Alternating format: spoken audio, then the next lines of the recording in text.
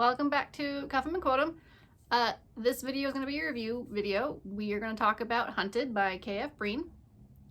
I just finished the audiobook of this. This is book 2 of the Warrior Chronicles series. And I have some feelings.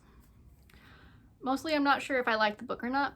I struggled with the first one, and I recognize that probably a large portion of the struggle with the first one was the narrator was not great. And unfortunately, it's the same narrator.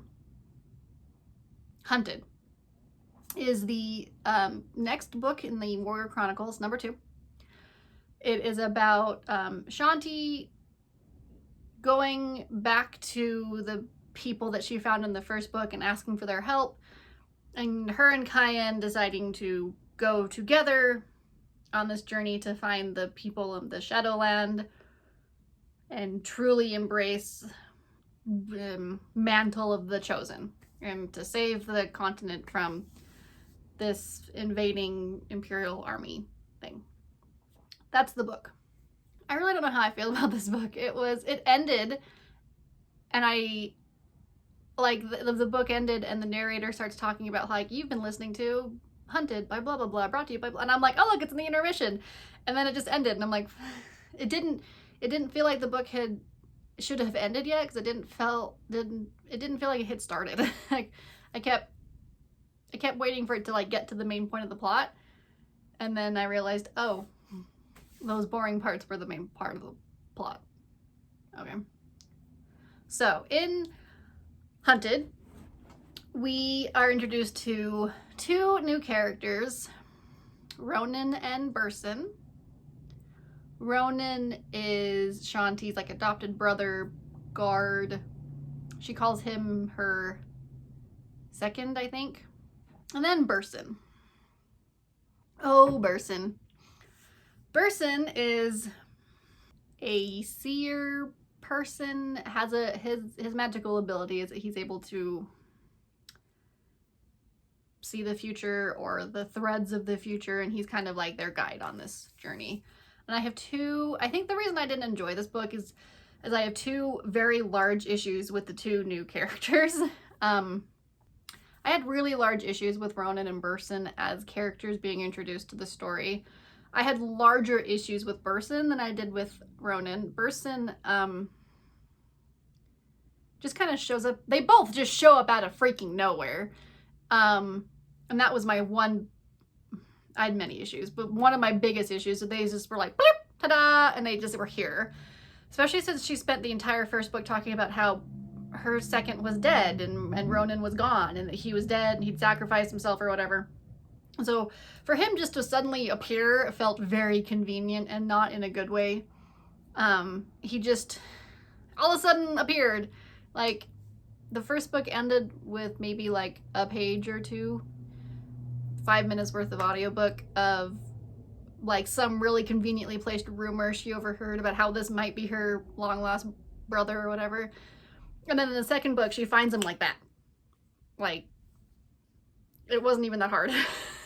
Like, it was built up to be hard, but it wasn't. She got him just like that. And ta-da, now Ronan's back, and Ronan has all this convenient information that he just happened to have found that is exactly what she needed to know right then. And then there's Burson, who takes that to a whole new level. Burson literally sees the future, and he knows everything. I don't think there was one plot hole or plot problem that they faced that Burson didn't have an answer to. And it just felt so conveniently cheap. Like, the whole struggle, I didn't feel like there was a struggle in this book because Burson had an answer to it. Like, where do we go? I don't know, let's ask Burson. Oh, he knows. Do we fight them? I don't know. Burson has an answer, let's ask him. And so there was never any, I never felt like the characters were challenged in this book because Burson had the answers for everything. Every plot decision and choice Burson had an answer to. Every like hard part of the plot Burson was able to solve for them. He conveniently knew all the answers and had all this background information. It just cheapened I feel like it cheapened the whole thing. Like, Burson was such a cheap plot device, and I feel like I was cheated. a lot. It's because Burson was so conveniently knowledgeable about everything that very conveniently needed to be known right then when they needed to know it all of a sudden. This mug, by the way, it's one of my favorite mugs. I got it from Caffeine and Legends. I'll link it below. It was in one of my boxes. I don't remember which one. One of them. It's one of my favorite mugs. The other big issue I had with this book was, like I was saying, it ended and I didn't feel like it had started yet. They have this big journey. So the whole purpose of the book, the title of the book, is that she's being hunted by this big scary hunter that's capable of tracking her, and she's having to run from him, and that's why she needs Cayenne, because he's able to help her run from the hunted guy. But they have 2 interactions with him, and none of them are direct interactions between the hunter and Shanti. Like, at no point did the main bad guy of this book interact with the good guy of the book. But like, the entire book's tension relies on this concept and aspect of being hunted by this guy that she never really interacts with. She fights him from afar, never directly. At no point did I ever feel like, I never got the payoff of the bad guy. He just was kind of like always lurking in the shadows. It reminded me a lot of, if you guys have seen Butch Cassidy and the Sundance Kid. Great movie of all time, by the way.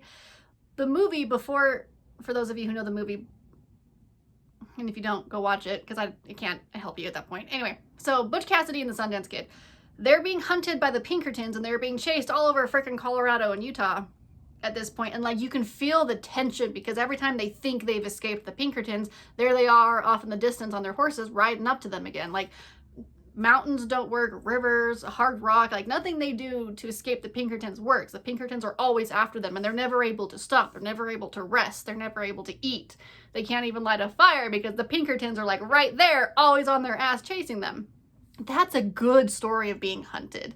At no point did I ever feel that tension in this book. And the whole purpose of this book is that she's being hunted. But I didn't ever feel like she was hunted. Like, she was able to make new friends and hang out in this little forest town thing for days. And then they were like, oh, I guess we should leave. But I never felt the pressing urgency that the characters felt that pushed them along. Like, I never felt why they were pushing along.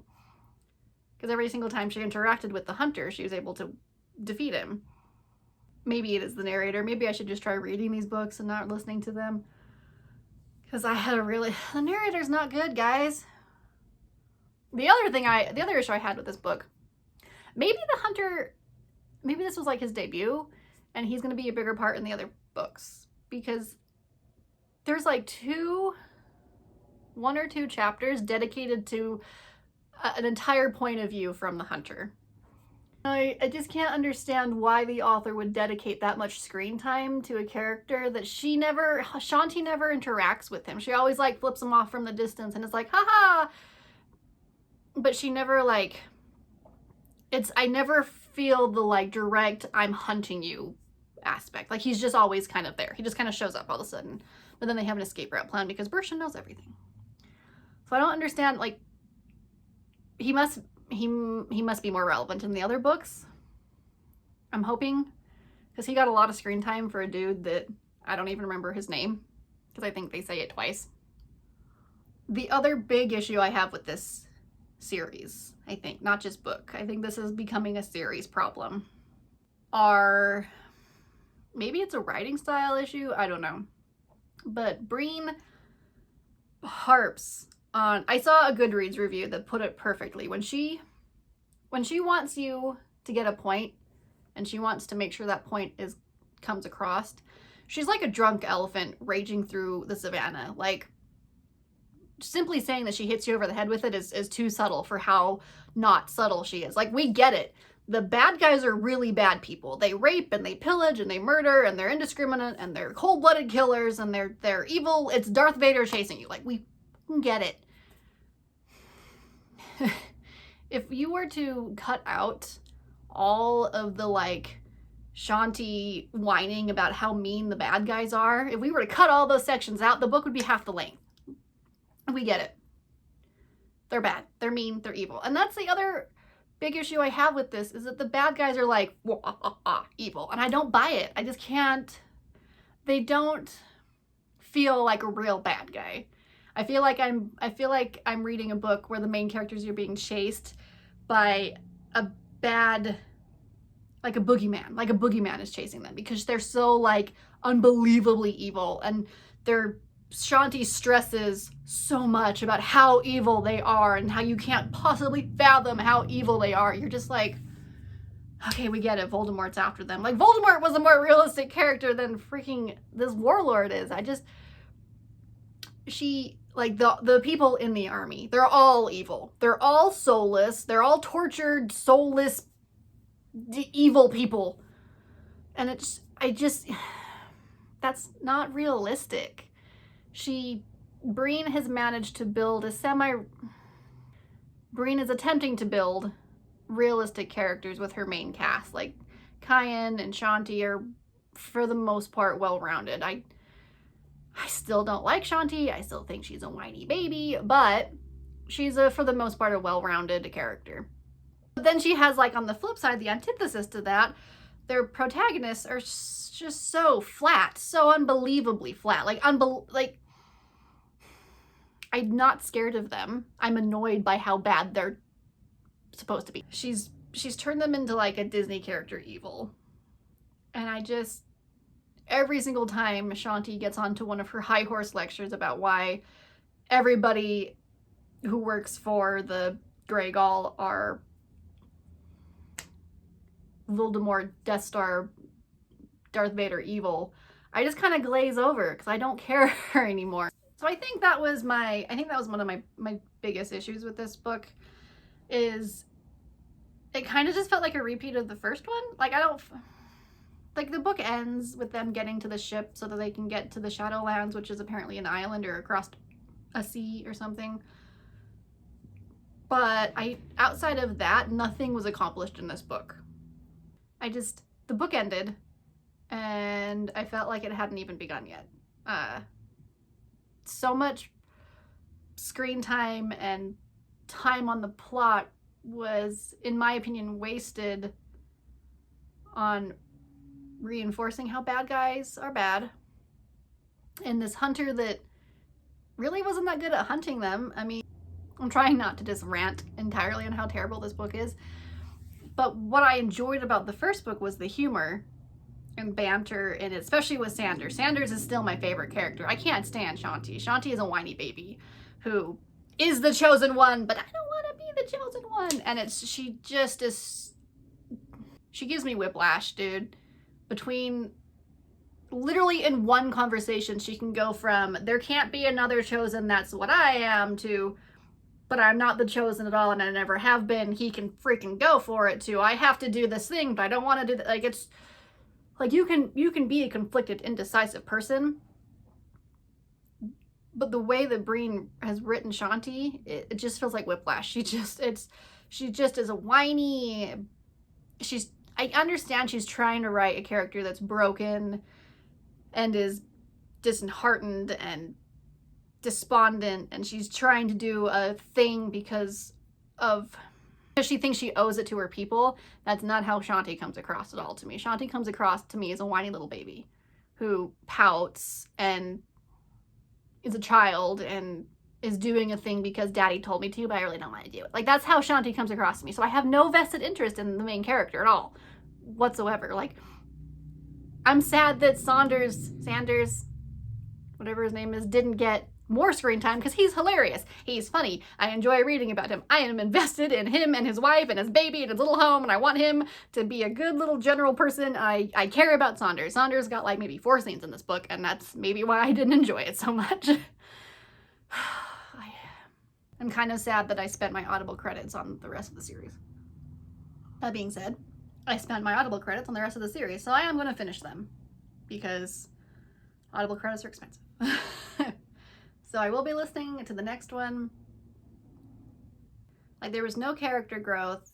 There was no plot movement. Nothing changed in this book from, like, the ending of this book is exactly the same.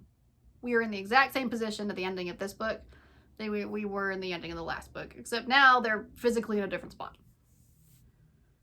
But there's been no other change, no other development, no character growth, no, not even the character backslide. Like, nothing's changed. I'm trying to think of things that I liked about this book, and I'm having a hard time. I'm having a really hard time justifying giving this book more than like 2 stars, because main aspects of the book I felt like was lazy writing. Like, I feel like the entire character of Burson, how he was introduced, how he was handled, the amount of information that he knows and how he's able to get it, to me just feels like lazy writing. I feel like she could have handled the Burson character much more effectively and still had him be a character and have him be a seeing character, like a fortune telling whatever. But he knew everything when it was convenient to know it, and it just felt like a cop-out. And I think that reason alone, I just have a really hard time justifying anything more than 2 stars for this book. It just felt, I felt cheated. Like, this book ended and I literally looked at my phone, saw that it was in the credits, and I went, well, that's fucking stupid. I just got cheated out of an entire book. Like, that entire book could have been like the first half of a different book. If, like, we didn't need any of the point of view stuff from the bad guy. That added nothing to the book, but more evilness, which at this point is just bad cheese. I don't know. This wasn't meant to be a rant review, and that's what it turned into. Sorry. And I think I'm this bitter because I literally just finished it, and I'm still kind of like, it's over? It didn't even start. Like, I felt like I kept, every single time I thought they were going to get to a new section of plot, I was like, oh cool, this is where like the real stuff happens. Like, we're done with it. Like, the entire thing felt like an introductionary part. I just, tons of new characters got introduced, and they were introduced so quickly that I didn't care about them when they died, but so much time was spent on their death that I clearly was supposed to have cared about them. Hunted is a solid 2 out of 5 stars. This one was hard. So, sorry. Thanks for coming to my little rant review. Spilled some tea. I'm hanging on to see what's up with the Shadow people. The Shadowland people, like the Chosen Trials things. Like, I want to know what's up with them, because that seems a little like, for a secret people, a lot of people know about them, and a lot of people know about the rules of this Chosen stuff. So I want to know what's up with them, and why they like broke off into their own little thing, and why we have to go find them now. Like, what kind of cool powers do they have, and why are they going to save us from the bad guy? Like, I'm hanging in there for that. I want to know the answer to that, and I'm pretty sure the answer to that's going to be in the 3rd book. But we're hanging in there. I'm still holding out hope that the 3rd one is like where it really starts to take off. I hope. That is my ranty review of Hunted, the 2nd book in the Warrior Chronicles by K.F. Bream. I was a little disappointed, but it's fine. We'll get over it, I'm sure. I will see you next time.